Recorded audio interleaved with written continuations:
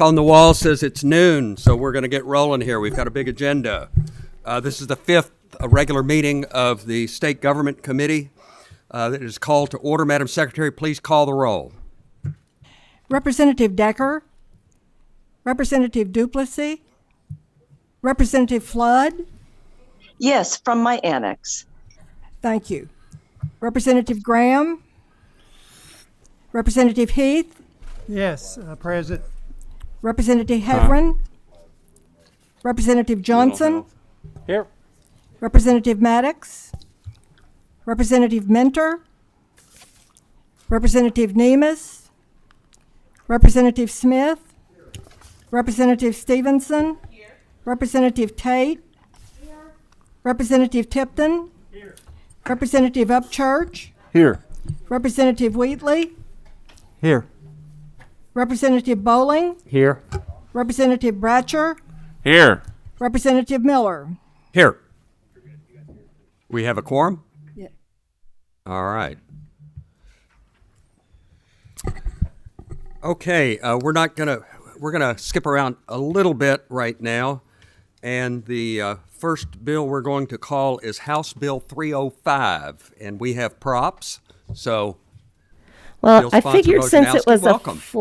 a flag prop would be allowed. I don't want to break the prop rule. I am Representative Tina Wojnarowski, and along with my colleague, Representative Kim Banta, we have introduced House Bill 305.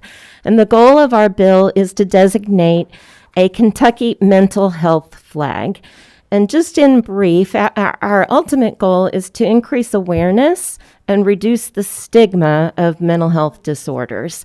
I'd like to introduce my guest, Molly Jones. She's the founder of the Pete Foundation, and she's going to tell you a little bit about how she got to where she is now. welcome.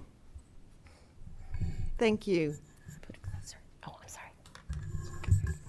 And thank you for this opportunity. Thank you, Chairman Miller, Vice Chairs Bowling and Bratcher. I really appreciate the opportunity. All committee members, thank you for allowing me time to come here and speak and tell my story and ask for your support of House Bill 305. So I live in Louisville. My job enables me to travel quite a bit through Kentucky, so I love this beautiful state. But I was married in Louisville, and I raised 5 children in Louisville. And we were your typical family. We'd hear about tragedies on the news or through the urban grapevine, and kind of always happened to somebody else kind of thing until one day it happened to us. So I want to read my son's obituary because it was written by his brothers and his sister, and it's the way they wanted to tell the world about their brother. Our much beloved son, brother, grandson, nephew, cousin, and friend to all, taken from all of those who loved him much too early. He leaves behind his parents, Molly Casero Jones and Dr. Jeff Jones, his identical twin brother, Matt, his older brothers, Jeffrey and Jack, and his sister, Michelle. His given name was Peter Joseph Jones, but all knew him as Pete, an uncomplicated name for a person who was brilliant, loving, imaginative, and with the kindest heart. Pete was a highest honors graduate with a 4.0 GPA from the University of Alabama, studying mechanical engineering, class of 2014, and most recently a graduate student at Speed School of Engineering at U of L. Pete had many outside interests, especially those where he could share the enjoyment of the moment with others. Pete's brilliance, kindness, happiness, and the love he gave to and received from others couldn't overcome an internal suffering that sadly so many wonderful people can experience. This led Pete to take his own life on Friday, December 9th, 2016. Pete left this world with a final desire to advance mankind. His life is testament to the effects of depression and anxiety and the world's lack of understanding, acceptance, and the realization of what we need to do to make this a better world for all. We have established the Pete Foundation for Depression Prevention, a nonprofit organization aiming to help individuals and their families who are victims of the same debilitating condition that took Pete. Pete's final note to us stated that he had suffered from depression and anxiety for the past 10 or 11 years. I was only aware of his suffering during the last year of his life. I helped him seek treatment. He embraced that treatment. We spoke often of his treatment, how he was doing. I worked every day to make sure I was doing for Pete what Pete needed. But it was too late. Frankly, the damage was done.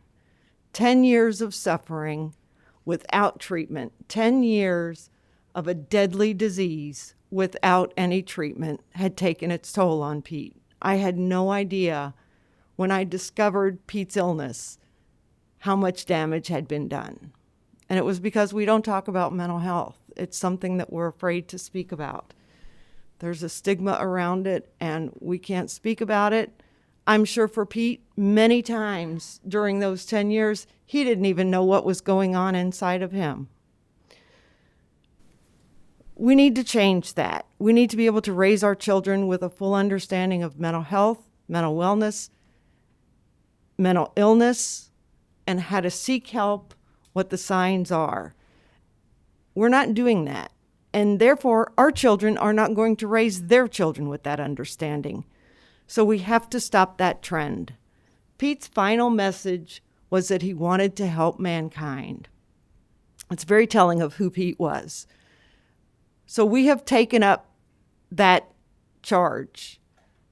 We feel like the way to help mankind is to realize what a great person Pete was, like so many other people that suffer mental illness. And it took him, and it's taking so many of them. We can change that. We can include mental health and mental wellness in the conversation. The reason it's not included is because there's a stigma attached to mental health and mental illness. That stigma is centuries old. It's as old as mankind. But if we fly a flag to represent a cause, there cannot be a stigma attached to it. Motion on the bill. Second. We have a motion and a second, and so sorry for your loss, but thank you for bringing this forward, having the courage to come and talk about that terrible time. Madam Thank you. Chair, Representative, did you Maybe want to it'll say be anything chair else? one day, but not quite yet. There you go. Yes, Hey, I wanted to would you like speak to say anything else? very briefly. I do want to give a description of the colors and the development of this flag. So green is known as the official mental health awareness color. Yellow represents hope, happiness, and renewal. The flag's different shades of color, from dark green to yellow, represent both a personal journey from a dark place to a place of hope and happiness, as well as our collective efforts to bring the topic of mental health out of the darkness and into the light. The curved shape for each color represents an embracing of those suffering mental illness and an acceptance of mental health as a community focus. With that, I urge you to support House Bill 305. Thank you. Thank you. Madam Secretary, please call the roll. Representative Bowling. Representative Bratcher. If I could briefly thank the sponsor for doing this. Awareness is a key. You look back through history, if you read history like me, and I know the chairman do, and probably many others in this room, Mary Todd Lincoln used to talk about melancholy days, and Winston Churchill would talk about the black dog. I mean, it's been around forever. And they would come up with toy phrases to to express themselves. But I think this is great, and I vote yes. Representative Decker. Representative Duplessis. Yes, ma'am. Representative Flood. Yes, and thank you. Thank you. Representative Graham. Representative Heath. Yes. Representative Heverin. Yes, and can I briefly explain my vote? You may. Thank you. I'm proud to make a yes vote today in honor of one of my dear friends, Jenna Glasscock, who lost her life in 2017 to mental health issues. So thank you so much for bringing this up. Mental health is a very important conversation, and thank you for being brave enough to share your story. Representative Johnson, Yes. Representative Maddox, Yes. Representative Mentor, Yes, and briefly explain. Thank you for your courage in sharing your story, and thank you to Representative Bojanowski for bringing this forward. I'm proud to be a co-sponsor and proud to vote yes today. Representative Nemus, Yes. Representative Smith, Representative Stevenson, Yes, and thank you. Representative Tate, Yes, may I briefly explain? Yes. Yes, I certainly appreciate you bringing this before us. Thank you very much. I think we all know someone close to us that has a mental illness, but I have a very close family member, and so I understand the conflict and the worry. I mean, I can just see it on your face, how much worry and stress this creates for you and the entire family and the residual effects on the community. So I certainly appreciate this, and thank you very much. Yes. Representative Tipton, Yes. Representative Upchurch, Yes. Representative Wheatley, Yes. Representative Miller. In honor of my late friend Linda Morgan, who took her own life last year, I vote yes. Did we, somebody come in late? Need a vote? Okay. Thank you very much. Motion passes with favorable expression. Same Thank two you. shall pass on the floor. Thank you. Next up is Representative Bart Rowland.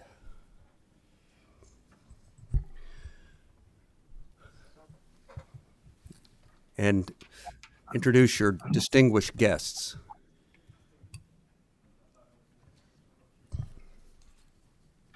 Thank you, Mr. Chairman. Representative Bart Rowland, 21st House District. Chairman Jason Petrie here along with me, and J.D. Chaney with the Kentucky League of Cities. We have a House Committee substitute, Mr. Chairman. We have a motion on sub. Do we have a second? We have a second. And the motion, all in favor of passing committee sub? Aye. Opposed, like sign. Sub is before us. Thank you. Thank you, Mr. Chairman, members of the committee. I invited Representative Petrie along. The open records bill that we're going to discuss this morning is a piece of legislation that is a priority for Speaker Osborne and House leadership. Representative Jenkins also has an interest in it and has been aware of the work that's been going on.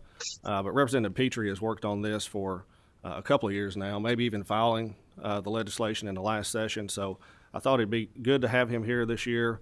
If certain questions come up about how the bill has evolved over the years, he would be here to answer those questions. But I'll get into it now. The committee sub for House Bill 312 addresses various provisions of Kentucky's Open Records Act. The changes enacted by the bill ensure the public agencies responding to these requests are able to prioritize those filed by the very taxpayers they serve. Unfortunately, many of our public record custodians are inundated with out-of-state requests from groups and people who are fishing for anything they can sell or repurpose. Our public agencies should be open and transparent, but it is important that the very law in place to ensure that it is not abused in such a way that local groups, businesses, and citizens are unable to get a response to their records in a timely manner. Before we turn it over to J.D. with the League of Cities, Representative Petrie and I will discuss Section 6, which specifically relates to the legislative records. The amendments in this section restore the constitutional separation of powers by making it clear that ultimate decisions and appeals related to records in the possession of the legislative branch will be made by the full Legislative Research Commission by removing the jurisdiction of the Franklin Circuit Court to review denials for legislative branch records. This amendment creates parity with the judicial branch of government and gives the legislative branch equal authority to the administrative office of the courts. That is the group which has final authority on records in possession of the judicial branch. Legislation also makes clear which legislative records are open for review, maintains the confidentiality of an individual legislator's communications with constituents, legislative staff, and bill drafters.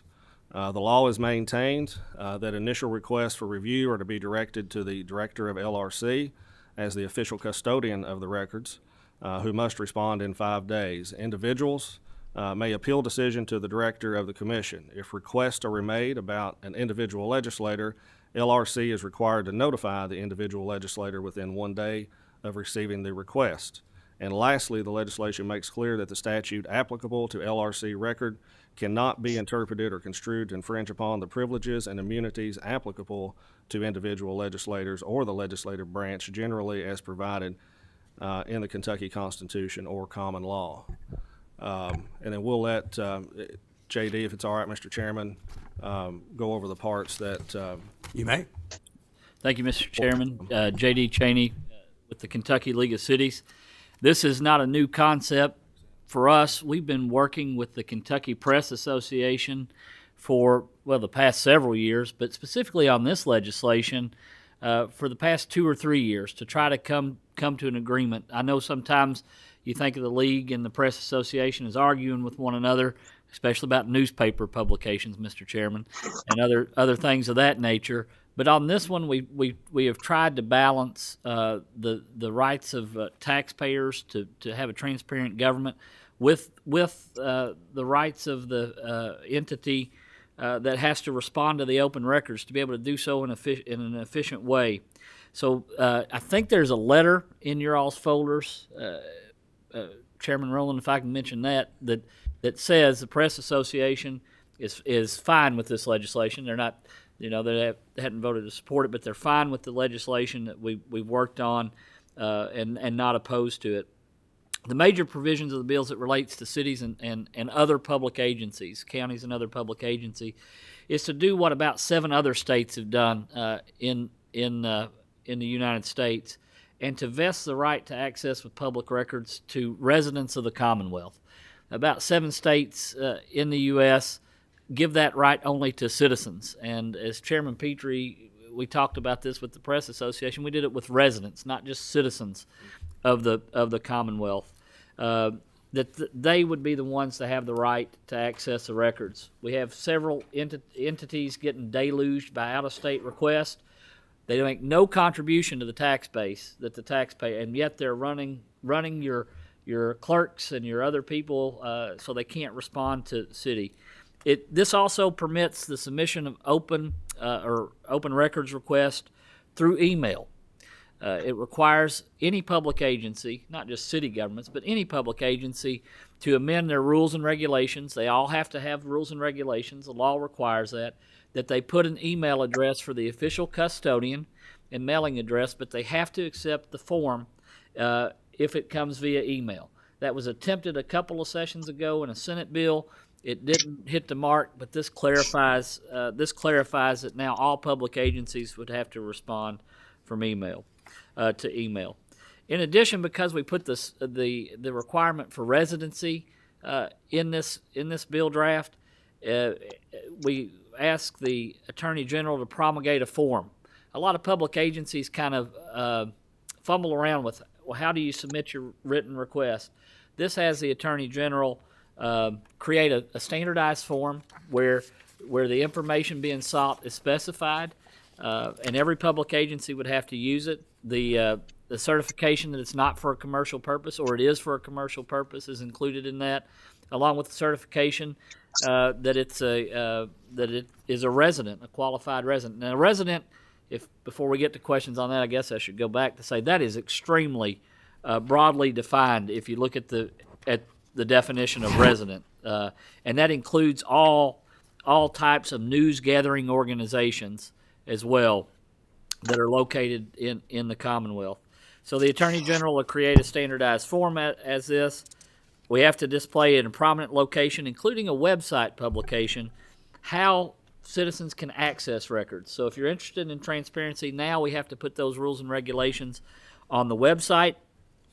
It gives public agencies, instead of 3 days under current law, 5 days to consider open records requests, which eases that burden, and the Press Association had consented with that.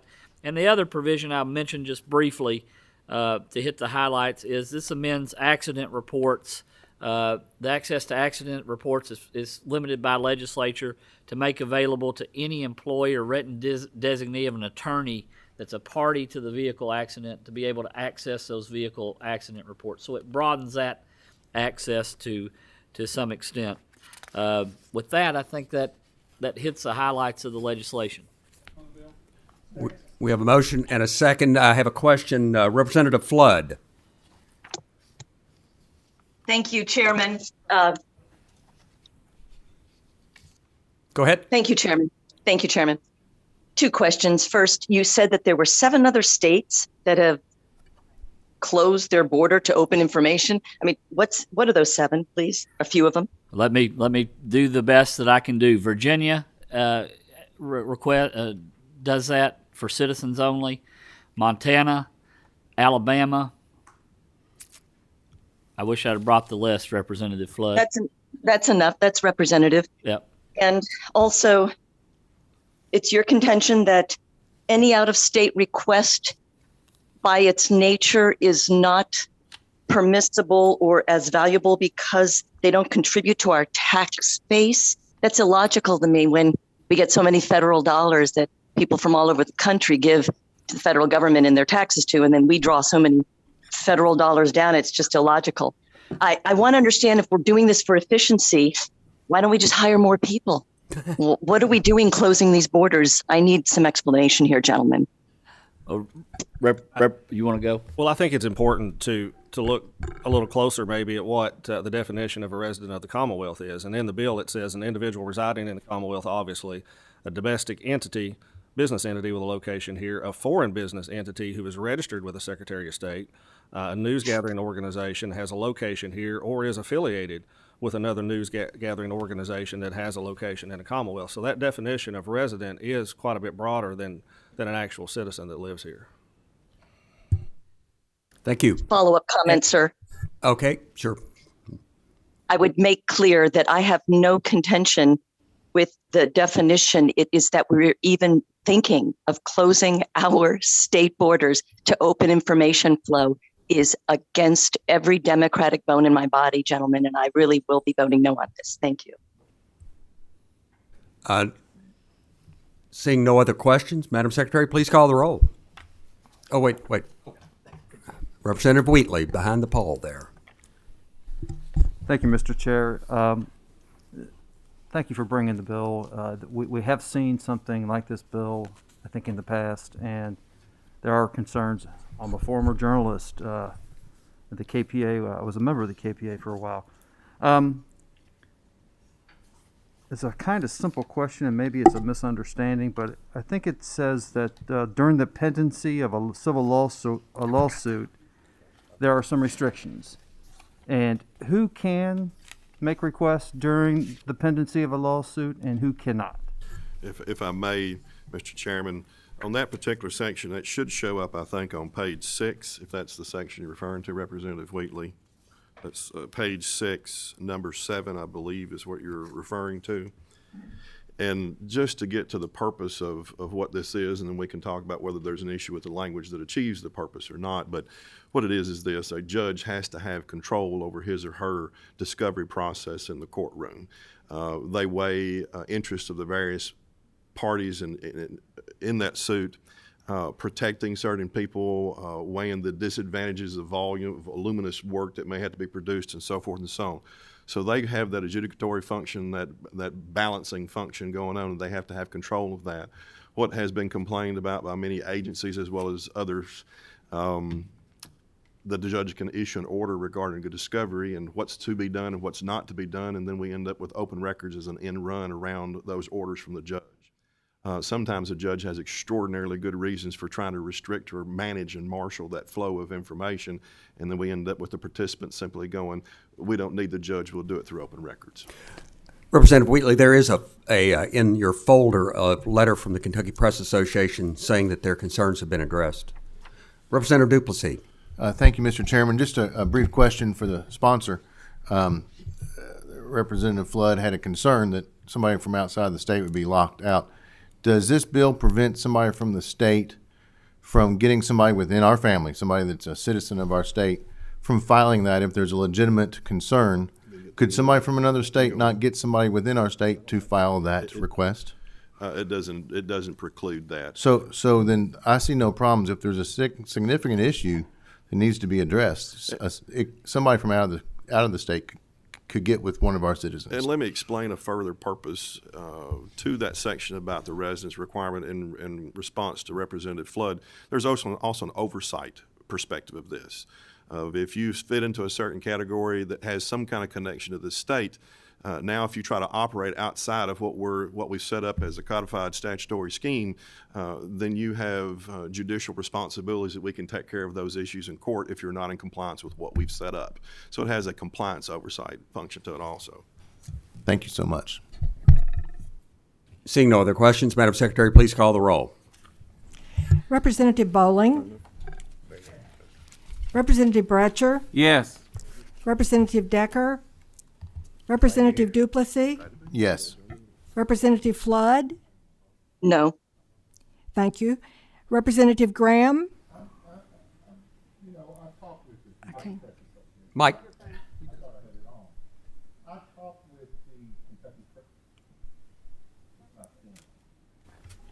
I talk with the people from the Kentucky Press Association because I've always been an advocate for open meetings and open records. And so one of the first bills I passed was dealing with open meetings and open records. And I've looked through this piece. I still have some tough issues with it.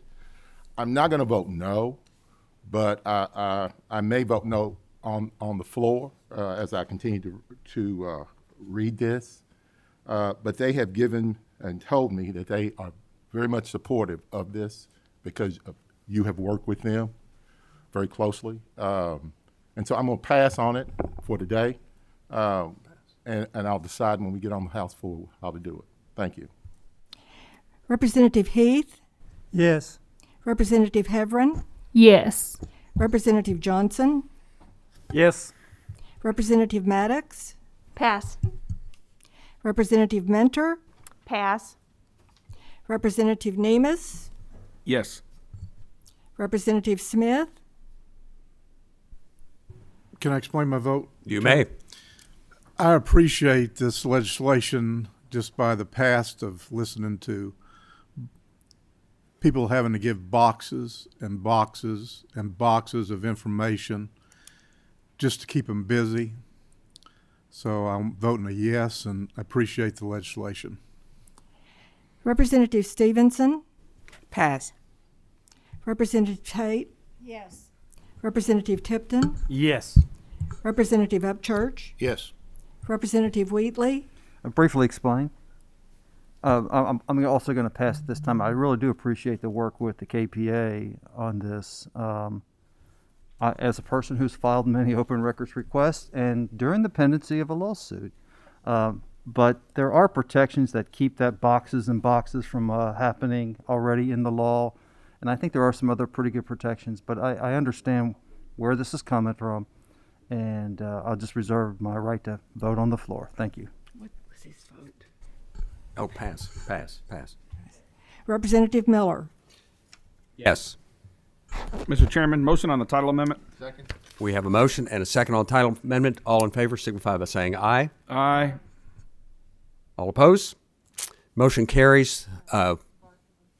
Yes, sir. Mr. Chairman, if I may just quickly. Yes, you may. I'd like to especially thank the Kentucky Press Association for the multiple meetings, hours long, as well as Attorney Flyshaker and Attorney Abate that were very helpful in working through difficult issues. I just want to say thank you publicly to them. Very good. Motion carries with favorable expression. Same two shall pass on the floor. Thank you, gentlemen. We are next going to go to House Bill 261. I am the sponsor, but David Eager is online to discuss this bill. Mr. Eager, are you there? Unmute. I saw you briefly. I am here, but brief me also. I've just caught off guard here. Yeah, speak louder, please, and proceed. Yeah, well, Representative Miller, brief me if you would. Give me your outline and. Well, this is House Bill 261. This is the fraud committed, primarily disability fraud. No, and yeah. For those watching, he's thinking I might be asking him about House Bill 69, but no, this is House Bill 261. Okay. Yeah, well, we currently have no power to address members who supply fraudulent information or commit fraud against the system, and we're simply asking for teeth to be able to do that. It happens with some regularity that people will provide fraudulent information. I don't know what more I can say. Motion on the bill. Representative Miller. We have a motion and a second on the bill. There are no questions, but I just to clarify, I filed this bill. He asked me to file this bill last year. I didn't for various reasons, but it was one reason I wanted to make sure that this didn't apply to TRS at all. And it really doesn't, Correct. because the disability benefits are so much different and richer in CERS, KERS, and SPRS. So, Madam Secretary? And our legal staff is asked, and they really appreciate the opportunity to have this bill voted on. Thank you. Did someone Chairman, have a question? Representative- Yes, sir. Chairman Representative Flood here, and I do have down here to support this bill, but could you say in your one sentence what it does again? I was confused by his prior comments. It What does creates the bill do? creates a device whereby CERS, KERS, and SPRS, which is to say the Kentucky Public Pension Authority, can pursue a fraud action against someone misrepresenting themselves and their condition in order to fraudulently get benefits. Yes. Okay. Now I understand. Thank you, sir. You're quite welcome. Madam Secretary, please call the roll. Representative Bowling, Representative Bratcher, Yes. Representative Decker, Representative Duplessis, Yes. Representative Flood, Yes. thank you, Representative Graham, Yes. that was a yes, Representative Heath, Yes. Representative Hevron, Yes. Representative Johnson, Yes, ma'am. pass. Yes. He said yes. I thought it was a pass. It was a yes. Yes. Yes, thank you. If you are satisfied with your recording, press 1. Representative Maddox, Yes. Representative Mentor, Yes. Representative Nemus, Yes. Representative Smith, Representative Stevenson, Yes. Representative Tate, Yes. Representative Tipton, Yes. Representative Upchurch, Yes. Representative Wheatley, Yes. Representative Miller. Yes, and motion passes with favorable expression. Same too shall pass on the floor. Yes. Mr. Chairman? Pardon my confusion. I do want to say that KRS gets 35 to 40 bills or bill requests every year, and a number always doesn't ring a bell. So Yeah, no problem. We understand. We'll communicate better next time. Yes, Representative. 305. Madam Secretary, did you get that? On 305, a yes for Representative Graham. The next item is House Bill 429, Representative Bridges. And while he's making his way to the podium, I would like to recognize our newest member, Representative Stevenson. Welcome. Welcome. You're the first. This is the first meeting you've actually attended. I think it was you found out too late to attend last week's meeting. So, Mr. Chair, if it's in order, I'd like to record a yes vote on 261. 261. Good. So proceed, Representative Bridges. Thank you, Chair. Have your guests introduce themselves, please. Yes, I'm Representative Bridges from McCracken, District 3, and I have with me Emily and Karen. They are from LRC, but they are here only for procedural questions if needed. They're not here to testify, if that makes sense. That does. Okay. I'm here for House Bill 429. It's a pretty simple bill, and I'll try to be as brief as I can. I know you got a number of bills ahead of us. This bill allows for the use of electronic filing systems for regulations and provides cleanup language. It more specifically, it'll allow the use of electronic filing system instead of the current paper-based process to promote efficiency, clarify what qualifies as a technical amendment. It provides cleanup language for House Bill 50 that was presented in 2017 for a sunset, And it also provides cleanup language for House Bill 4 that was passed in 2019, which expanded legislative review of regulations and extended the public comment process. I do want to say one thing. I want to brag on LRC. This is to get electronic filing process in place for them to make things more efficient. A few years ago, they hired a company that did not do a very good job, and LRC's in the process of doing their own setup and doing it all in-house. And the reason for this bill this year is they're about 2 to 4 months from being completed on this, and if we get this bill passed, that'll give them this interim to go ahead and put it into operation, work it out before the next session. Motion on the second. We have a motion and a second. We have a motion and a second. Representative Wheatley, do you have a question? Brief question. Yes, Mr. Chair. I also should make a statement that the panel looks much better when you have your guest up there, so let me just... I'm the thorn between two roses. Yeah, that's okay. We'll buy that. Just briefly, and perhaps the guests might help with this, just there's a lot of strike through on pages 6 through 8, and not having the time to really go through this, just a brief description of what that's about.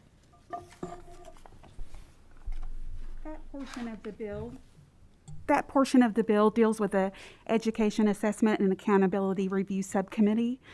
When House Bill 4 was passed a few years ago, this would just align the procedures of that subcommittee to be the same as the procedures for the Administrative Regulation Review Subcommittee. So it's just to sync up all of the legislative committees to follow the same process. All right, thank you. Very good. Are there any other questions? Seeing none, Madam Secretary, please call the roll. Representative Bowling, Yes. Representative Bratcher, Yes. Representative Decker, Representative Duplessis, Yes, ma'am. Representative Flood. Pass. Thank you. Representative Graham, Yes. Representative Heath, Yes. Representative Heverin, Representative Johnson, Yes. Representative Maddox, Representative Mentor, Yes. Representative Nemus, Yes. Representative Smith, Representative Stevenson, Yes. Representative Tate, Representative Tipton, Yes. Representative Upchurch, Yes. Representative Wheatley. Yes. Is that a pass? Yes. Yes. Representative Miller. Yes. Motion carries with favorable expression. Same shall pass on the floor. Thank you so much. Thank you, Mr. Chair and committee. And good work, LRC, as always. Next, the next bill is House Bill 454. Representative Baker, welcome. I think it's your first time testifying before this committee. Pull up a chair and a microphone and make sure it's on. And Motion on the committee sub. we have a motion and a second on the committee sub. All in favor of bringing before us the committee sub, say aye. Aye. Opposed, like sign. Sub is before us. Gentlemen, Representative Baker, please introduce or have the stranger next to you introduce himself. Yes, sir. Thank you, Mr. Chairman. I'm Shane Baker, representative from the 85th District in Pulaski County. Mr. Chairman, Eric Lykin, General Counsel for House Leadership Office. Thank you. Proceed. Well, thank you, Mr. Chairman. House Bill 454 simply changes the composition of the Executive Branch Ethics Commission, the appointing officer for members of the commission, and details how the commission will ensure complaints from a citizen will be vetted. The current commission is composed of 5 members. This bill would change that and expand it to 7 members. Currently, the governor appoints those 5 members. This will change the officers who appoint that. The governor shall still have 2 appointments. 1 appointment each shall rest with the treasurer, the auditor, the Commissioner of Agriculture, the Secretary of State, and the Attorney General. Terms of the existing members will terminate on the effective date of this act, and 7 new members will be appointed by the officials listed in subsection 2. Terms for the members moving forward will be staggered. Motion on the bill. Very good. We have a motion Second. on the bill, and we have a second. What questions do we have? We have Representative Graham. Sorry. You said it would go to how many members? And 7, sir. and how long will their terms be if they're going to be staggered? How will it be? That is outlined on page 1. When they first begin, that will be determined. A term of 1 year. The treasurer's appointee will serve a period of 1 year. 2 years shall be the appointee of the auditor, and 3 years for one of the governor's picks, and 1 for the Commission of Agriculture. And 3 members shall be appointed for 4-year terms, 1 by the governor, 1 by the Secretary of State, and 1 by the Attorney General. Then they shall serve a staggered period of 4 years. Great. Thank you. Representative Minter. I read through the bill and I thought about this one a lot. What is the problem exactly that this seeks to solve? That was my second question. This just ensures that moving forward that the fox isn't guarding the hen house. It just spreads it out that the appointees of this, and it will be good for Republicans and Democrats alike in the future when it's a Republican governor or various members in the constitutional officers. Each will have an appointee to this committee. Okay, may I have a follow-up, please? You may. I guess I still don't see that. So let me give you the opportunity to answer that question a little bit more fully. What problem is it that you're trying to solve? I mean, the fox and the hen house, but I've now served under 2 different governors from different sides of the aisle, and I don't see, of all the problems that this Commonwealth has, this doesn't seem to be one. So can you help me with this a little bit? Representative Minter, sometimes we act proactively to ward off problems in the future. So as far as any current problem that's addressing, I do not have one specifically, but this will help to alleviate those in the future. Representative, I think this bill does prevent executive reorganizations without legislative approval. Am I correct, Mr. Lyken? Yes, Mr. Chairman. Thank you. And that was really what I was getting at. I mean, that's really what this is about, right? Yes. Okay, thank you.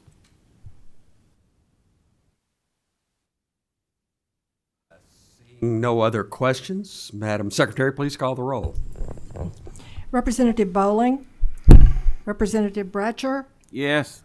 Representative Decker, Representative Duplessis, Yes. Representative Flood, Chairman, no vote, brief explanation. I vote no today because unless and until our own legislative ethics cleans up our act by including a ban on sexual harassment of staff by legislators, I don't see why we have any stature or, we ought to be really cleaning up our own hen house here. Thank you. Thank you. Representative Graham, I'm voting no, and I'll explain my vote. Please.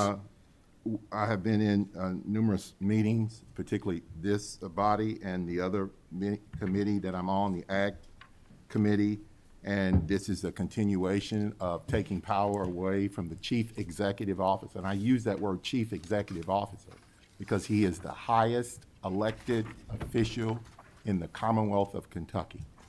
And these responsibilities and appointments have always been at the Chief Executive's office. And there's never been a problem, but now all of these problems supposedly are here, but we know directly why all of these changes are taking place. And politics and governing, if you put politics ahead of governing, then you will have problems in the end. And that's what we're doing with these changes in the appointments of the Chief Executive Officer of the Commonwealth of Kentucky. I vote no. Representative Heath, Yes. Representative Heverin, Yes. Representative Johnson, Explain my yes vote. Please. It seems to me that having the chief executive appoint all of the members of an ethics committee that's supposed to evaluate the chief executive's office is counterintuitive to me. And this simply seems to me to be providing more ethical opportunities for the ethics committee, and that's why I'm voting yes. Representative Maddox, Yes. Representative Mentor, Briefly explain my vote, please. Please. This is a bill that is a solution in search of a problem that doesn't exist, and I wholeheartedly agree with my colleague, Representative Flood. Representative Flood and Representative Kim Mosier have done fantastic work to solve an actual problem that we face in the legislative branch. And to be fair, the House of Representatives has twice unanimously passed the bill that Representatives Mosier and Flood brought forward. It was the Senate where it died. That is the problem we need to fix. Until we do, then we don't need to go looking for other problems. Thanks. It's a no. That's a no. Representative Nemes, Briefly explain if I might. You may. I'm going to take what might be a surprising position. I'm going to vote yes on the bill. I vote yes on the bill. But I want to also commend Governor Beshear because on in May 27, 2020, he entered an executive order about the Executive Branch Ethics Committee, giving the power to the Attorney General and the Auditor, I think, to make 2 appointments to the board, to the Ethics Commission. He would make the rest of the appointments. Before then, the governor made all the appointments. And so I want to commend Governor Beshear for doing that. We're just extending his work and saying that all of the rest of the executive branch officials, the Secretary of State, the Treasurer, the Commissioner of Agriculture, it's actually the Commissioner of Agriculture, Labor, and Statistics, by the way, but the Commissioner of Agriculture also get to appoint someone because they're elected statewide as executive branch officials also. So I want to commend Governor Beshear for starting this work and recognizing that other executive branch officials should have an appointment to the board. But I don't think it makes sense that the governor has the supermajority of the appointments. And so I think this is the next step forward in a good process to have a fair board that's not controlled by any of our statewide executive branch officials. So I vote yes. Thank you, Mr. Chairman. Representative Smith, Representative Stevenson, No. Representative Tate, Representative Tipton, Yes. Representative Upchurch, Yes. Representative Wheatley, No. Representative Bowling, Yes. Representative Miller. I vote yes because, to paraphrase an old saying, if Republicans and Democrats were angels, we wouldn't need an ethics commission. So with that, this matter passes with favorable expression. Same too shall pass on the floor. So thank you very much, Representative Baker. Next, we have House Bill 482, Representative Freeland. Are you with us? There he is behind the pole.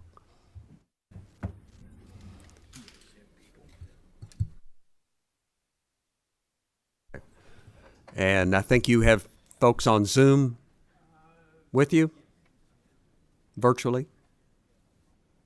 Please proceed. Thank you, Mr. Chairman, ladies and gentlemen. This is basically a reorganization bill that was brought to me by the Cabinet for Public Protection, and it has to do with their IT office. And I did ask some of the Cabinet members to be here just to speak on it if anyone has any questions about it. Motion on the bill. We have a motion and a second on the bill. Any questions? Any further comments, Representative Freeland? No. Once a motion's been made, it's... And seconded. So with that, Madam Secretary, please call the roll. Representative Bowling, Representative Bratcher, Yes. Representative Decker, Representative Duplessis, Yes. Representative Flood. Yes. Thank you. Representative Graham. Yes. Representative Heath. Yes. Representative Heverin. Yes. Representative Johnson. Yes. Representative Maddox. Yes. Representative Mentor. Yes.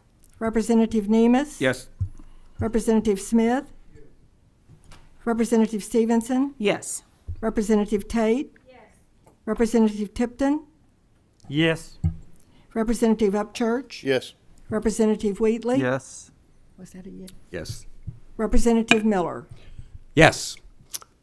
Madam Secretary, thank you, and this passes with favorable expression. Same too shall pass on the floor. Thank you, Representative. Thank you. Magnificent job. Next, we have House Bill 495, Representative Blanton. Thank you, Mr. Chairman, members of the committee. John Blanton, representative for the 92nd District, to introduce myself. Also have with me on Zoom today Deputy Secretary Baston, the Justice Cabinet, Director Barnes, and Acting Commissioner Burnett with the Kentucky State Police. 495 is a reorganization bill for the Justice Cabinet dealing with KSP and the corrections cabinet as well. So we have a motion and a second on the bill. I'll leave it to you, sir. You've got a lot of talent out there. If you want to use any of it. Deputy Secretary, would you want to give a very quick brief, or you want to move on with the vote? I'll leave it up to your call, sir. Unmute. Let's vote. Well, there you go. Madam Secretary, please call the roll. Representative Bowling, Representative Bratcher, Yes. Representative Decker, Representative Duplessis, Yes. Representative Flood. Yes. Thank you. Representative Graham. Yes. Representative Heath. Yes. Representative Heverin. Yes. Representative Johnson. Yes. Representative Maddox. Yes. Representative Mentor. Yes. Representative Nemus. Yes. Representative Smith. Yes. Representative Stevenson. Yes. Representative Tate. Yes. Representative Tipton. Yes. Representative Upchurch. Yes. Representative Wheatley. Yes. Was that a yes? Representative Miller. Yes.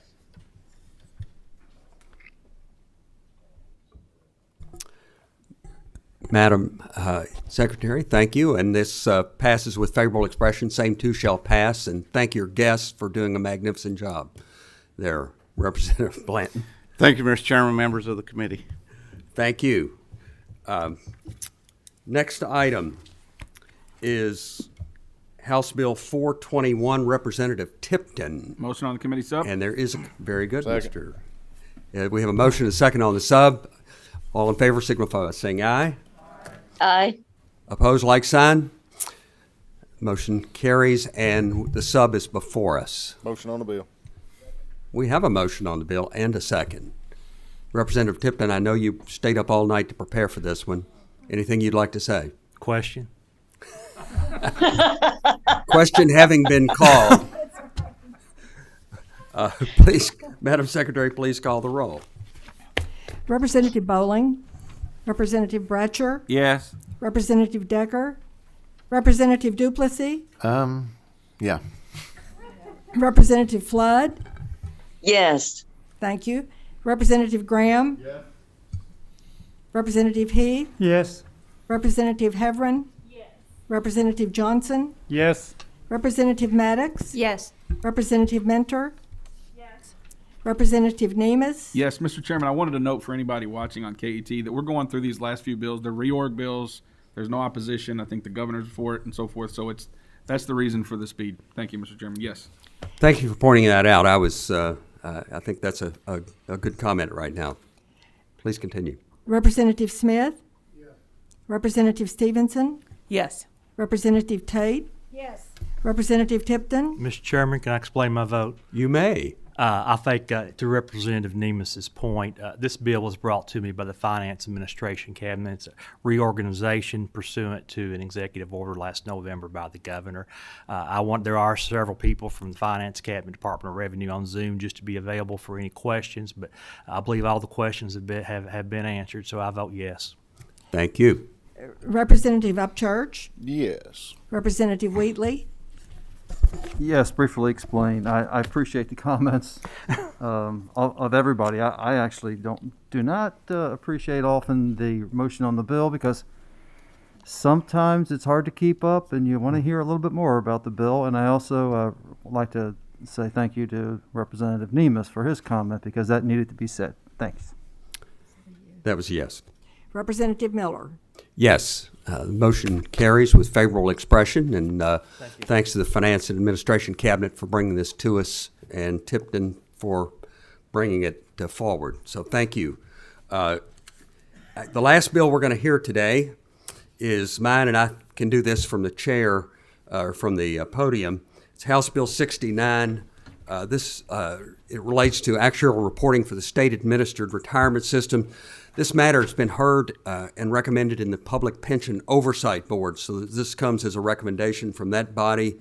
And long story short is, historically, whenever there's a pension-related, retirement system-related bill, we require an actuarial analysis of it, and over time, that has gotten a little antiquated, so we have extended the period from a 20-year evaluation to a 30-year evaluation because the life of members is far in advance of, or far longer than 20 years. So this makes much more sense than doing a 20-year. As well, for those of you that don't deal in AAs often, it provides a relevant analysis, 1-page, 2-page analysis as the cover letter, if you will, for the letters that come from the various, I think we have 3 actuaries. So it standardizes that for those members who are not financially, have a deep background in this matter. Motion on the bill. We have a motion on the bill? Second. And a second? Seeing no questions, all in favor? Madam Secretary, please call the roll. There's no... Representative Bowling, Representative Bratcher. Yes. Representative Decker, Representative Duplessis. Yes. Representative Flood. Yes. Thank you.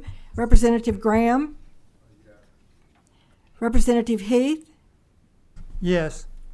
Representative Heverin. Representative Johnson. Yes. Representative Maddox. Representative Mentor. Representative Nemus. Yes. Representative Smith. Representative Stevenson. Yes. Representative Tate. Representative Tipton. Yes. Representative Upchurch. Yes. Representative Wheatley. Yes. Representative Bowling. Yes. Representative Miller. Yes, matter passes with favorable expression. Same two shall pass on the floor. Thank you, committee, for your attention and your diligence and preparation before the meeting so that we can move through these bills quickly. Yes.